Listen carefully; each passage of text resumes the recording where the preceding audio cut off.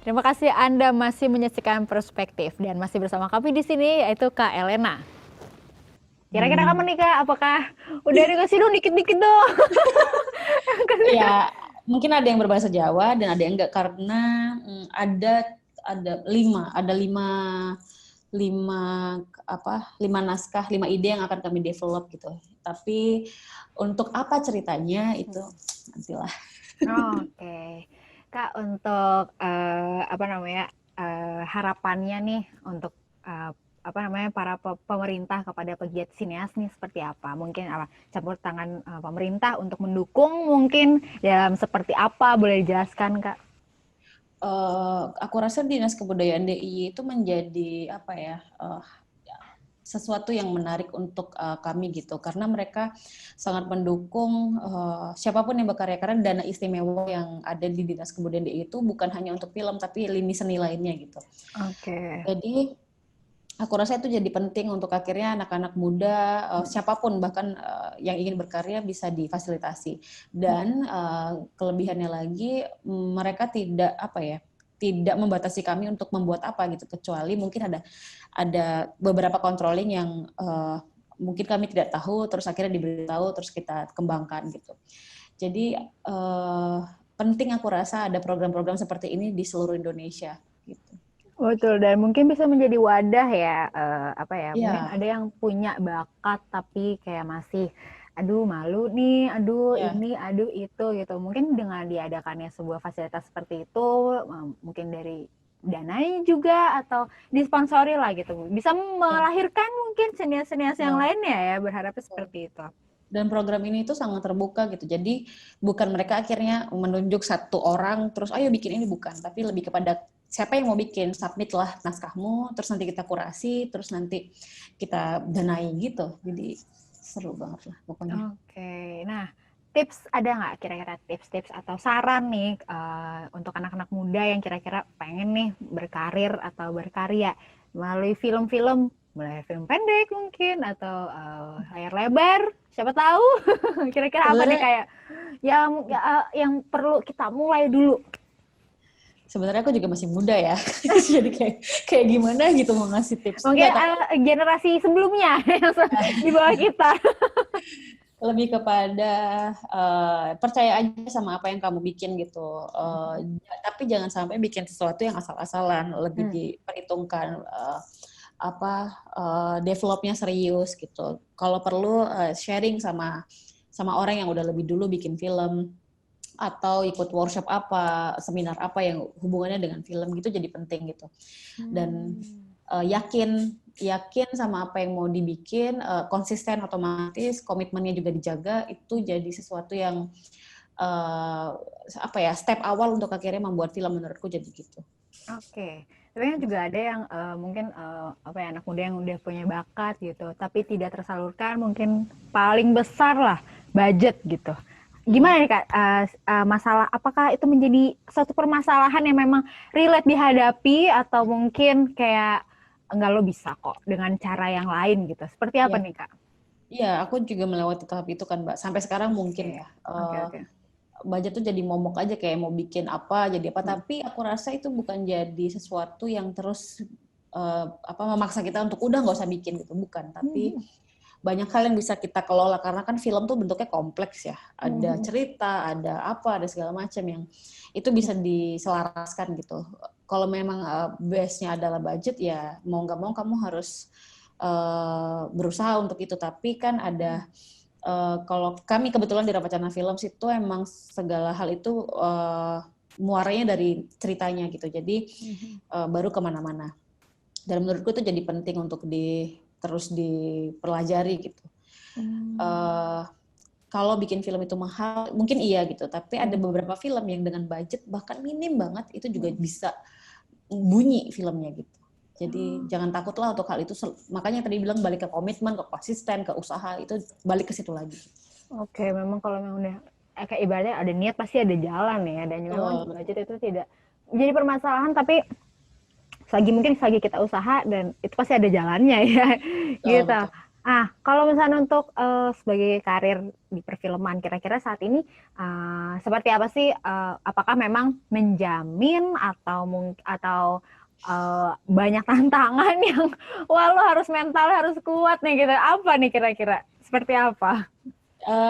Aku rasa ini bukan hanya di ranah film aja ya yang terus ada resikonya gitu karena pilihan-pilihan kita kalau kita udah merasa yakin dengan satu hal pasti banyak banget anginnya gitu dan menurutku di film itu cukup cukup harus kalau di Jogja bilangnya getih getih itu berdarah-darah gitu cukup harus begitu karena kami yakin apa yang kami bawa, visi kami apa, terus apa yang ingin kami sampaikan, cukup dari situ terus nanti semuanya mengikuti sih menurutku jadi gitu.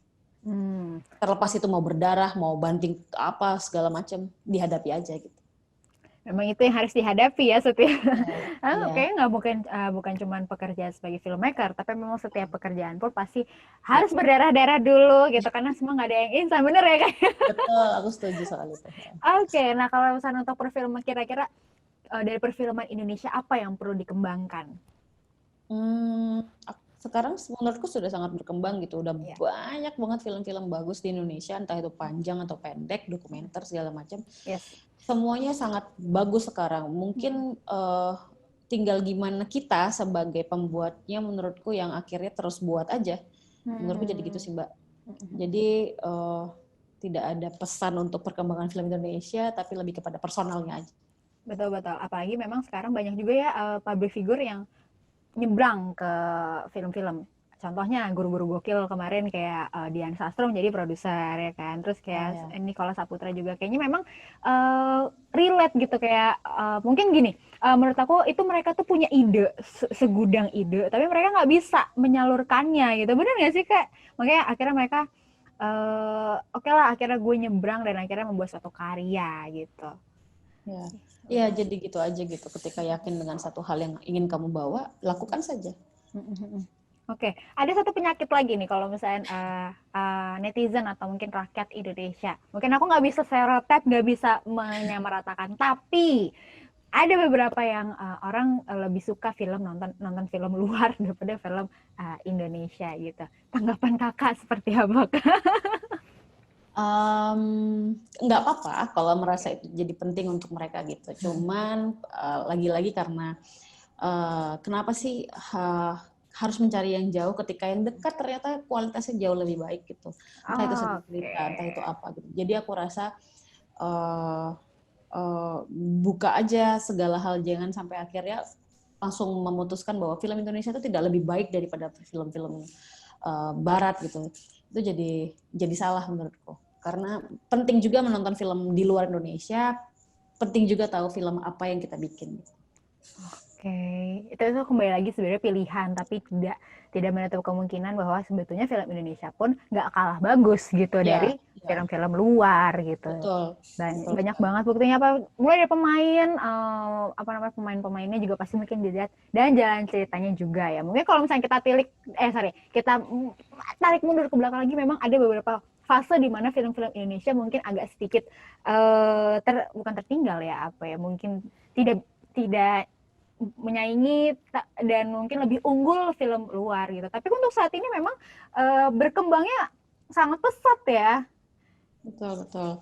Uh, banyak banget yang udah diberikan, kayak kami sebagai pembuat itu memberikan akses secara legal dan cuma-cuma untuk kalian terus tahu bahwa ini loh ada film yang sama bagusnya dengan film-film di luar sana gitu. Oke. Maka tinggal masyarakat Indonesia aja mau nggak cari akses itu, mau nggak menemukan akses itu, tinggal gitu sih. Oke, nah sebagai penonton juga anak Indonesia nih gitu kan, aku juga nggak mendalami nih perfilman. Ada nggak sih mungkin hal-hal yang mungkin harus kita dukung demi kualitas film di Indonesia sendiri? Tonton Oke. filmnya, tidak membajak, nonton secara legal, karena ya tadi aku bilang kami aja yang bikin karyanya juga berdarah-darah, rela memberikan akses gratis dan legal untuk kalian gitu. Jangan sampai karena pembajakan, karena kalian menontonnya ilegal, kami jadi males bikin karya lagi gitu.